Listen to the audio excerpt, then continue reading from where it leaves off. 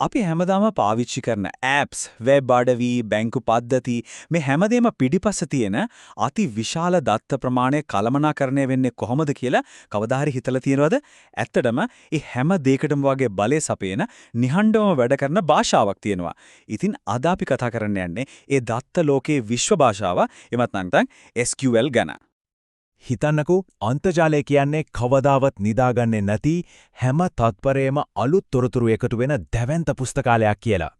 ඉතින් මේ තොරතුරු නිකම්ම අවුල් ජාලයක් නොවි පිළිවෙලකට තියාගන්නේ කොහොමද කියන එක තමයි නූතන ලෝකයේ තියෙන ලොකුම අභියෝගයක්. මේ දත්ත අවුල පාලනය කරන අපි පාවිච්චි කරන එක ක්‍රමයක් තමයි සම්බන්ධතා දත්ත සමුදාය කියන්නේ.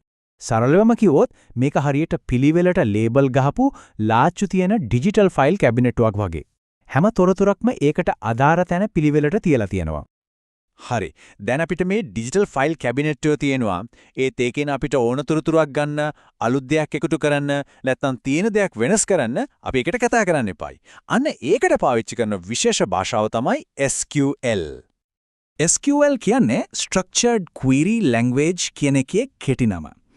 මේක තමයි අර අපි කතා කරපු දත්ත සමුදායක ගනුදෙනු කරන්න තියෙන සම්මත භාෂාව. සමහරු මේක SQL කියලා අකුරෙන් අකුර කියනවා, තවත් සමහරු SQL කියලාත් කියනවා. කොහොම කිව්වත් වැඩේ නම් එකමයි. මේක ඊයේ පෙරේදා ආපු තාක්ෂණයක් නෙවෙයි. 1970 ගණන් වල EF කොඩ්ගේ පර්යේෂණ පත්‍රිකාවකින් තමයි මේකේ මූලික අදහස එන්නේ.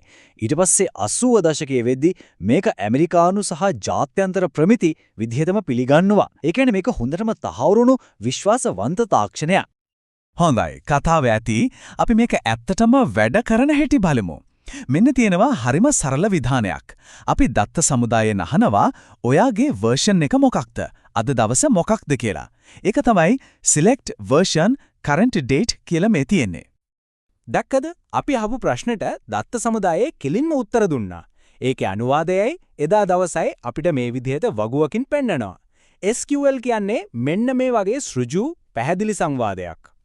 SQL වලින් කොච්චර දේවල් කරන්න පුළුවන් වුණත් ඒ හැම දෙයකම හරය තියෙන්නේ මූලික ක්‍රියා හතරක් මත. මේවට කිටියෙන් කියන්නේ CRUD මෙහෙයුම් කියලා. මේක මතක තියාගන්න හරිම ලීසි. C create ඒ කියන්නේ අලුතින් දත්ත ඇතුළත් කරන එක. R read ඒ කියන්නේ තියෙන දත්ත බලන එක. U update තියෙන දත්ත වෙනස් කරන එක.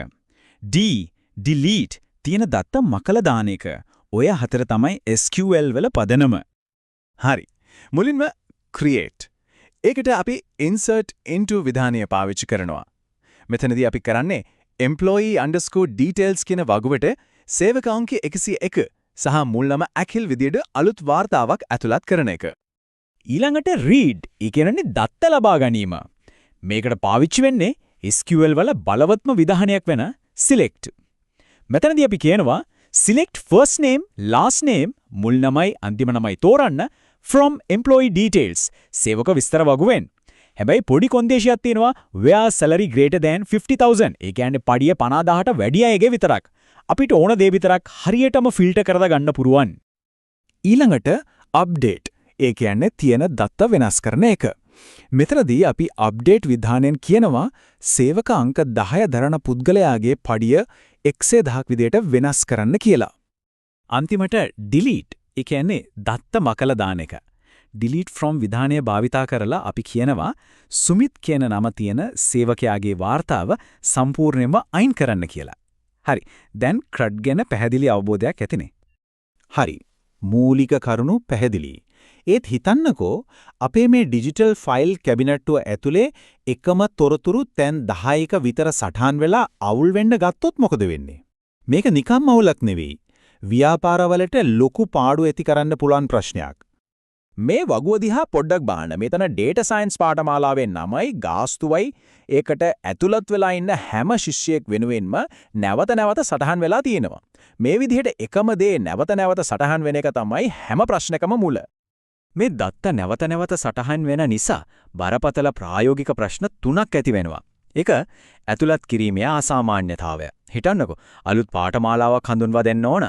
ඒත් මේ වගුවට අනුව ශිෂ්‍යයෙක් ඇතුළත් වෙනකන් ඒ පාඨමාලාවේ විස්තර දාන්න බෑ. දෙක යාවත්කාලීන කිරීමේ අසාමාන්‍යතාවය. ඩේටා සයන්ස් ගාස්තුව වැඩි කළොත් ඒක හැම ශිෂ්‍යයෙක්ගේම වාර්තාවේ වෙන වෙනම වෙනස් කරන්න වෙනවා. එකක් හරි මගහැරුණොත් බිල්පත් වැරදියට යන්න පුළුවන්. 3. මකා දැමීමේ අසාමාන්‍යතාවය. වෙබ් ඩිසයින් පාඨමාලාවේ හිටපු අන්තිම ශිෂ්‍යත් අයින්ුනොත් ඒ පාඨමාලාව ගැන තිබ්බ හැම විස්තරයක්ම පද්ධතියෙන් නැති වෙලාම යනවා. මේවට තමයි අසාමාන්‍යතා කියන්නේ. ඉතින් ව්‍යාපාරවලට මෙච්චර හානි කරන මේ අවුල් ජාලයට හරිම ලස්සන ක්‍රමානුකූල විසඳුමක් තියෙනවා. ඒකට කියන්නේ ප්‍රමතකරණය එහෙමත් නැත්නම් normalization කියලා. ප්‍රමතකරණය කියන්නේ සරලවම කිව්වොත් අර ලොකු අවුල් වගු අරගෙන ඒක තර්කානුකූලව කුඩා පිළිවෙල වගු කීපයකට කඩන එක. මෙතන ප්‍රධානම අරමුණ තමයි දත්ත නැවත යෙදින එක නවත්තලා දත්තවල නිර්වද්‍යතාවය සහ විශ්වසනීයත්වය තහවුරු කරන එක. මෙන්න බලන්න. ප්‍රමතකරණයෙන් පස්සේ හදපු පළවෙනි වගුව. මේකේ තියෙන්නේ ශිෂ්‍යයාගේ විස්තර විතරයි. ඒ කියන්නේ ශිෂ්‍ය අංකය, නම සහ ඔහුව ඇය කරන පාඨමාලාවේ අංකය විතරයි. මේ තියෙන්නේ දෙවනි වගුව.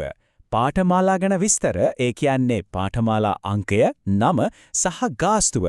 දැන් තියෙන්නේ මේ වගුවේ. එක තොරතුරක් තියෙන්නේ එක තැනක විතරයි. දැන් ගාස්තුවක් වෙනස් කරන්න ඕන නම් මේ වගුවේ එක තැනක වෙනස් කළාම ඇති. අර කලින් තිබ්බ පුනරාවර්තනය සම්පූර්ණයෙන්ම නැති වෙලා. වගු දෙක සම්බන්ධ වෙන්නේ අර කෝස් ID එක හරහා. හරිම පිළිවෙලයි, හරිම කාර්යක්ෂමයි. දැන් SQL කියන්නේ දත්ත ලෝකයේ එක ප්‍රධාන ක්‍රමයක්. හැබැයි ඒක විතරක්ම නෙවෙයි. නූතන දත්ත කළමනාකරණයේදී SQL වලට අමතරව තවත් ප්‍රවේශයක් තියෙනවා. ඒකට කියන්නේ NoSQL කියලා. මේ දෙක අතර තියෙන ප්‍රධානම වෙනස තමයි ව්‍යුහය. SQL වල දත්ත තියෙන්නේ කලින්ම නිර්වචනය කරපු ස්ථාවර වගුවල. ඒක හරියට පිළිවෙලට හදපු ගොඩනැගිල්ලක් වගේ. NoSQL එහෙම නෑ. ඒකේ ව්‍යුහේ නාමශීලී, අවශ්‍ය විදිහට වෙනස් කරන්න පුරුවන්.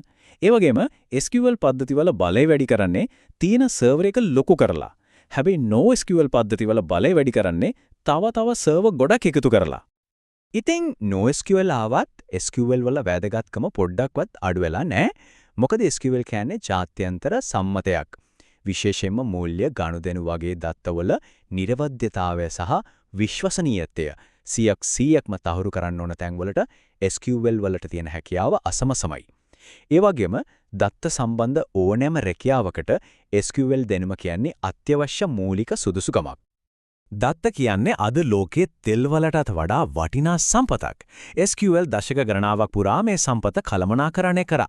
නමුත් දත්ත ප්‍රමාණය සහ විවිධත්වය දවසින් දවස වැඩි වෙනකොට මේ දත්ත ලෝකයේ මීළඟ විශ්ව භාෂාව මොන වගේ එකක් වෙයිද ඒක හිතන්නට ඉතිරි කරන ප්‍රශ්නයක්.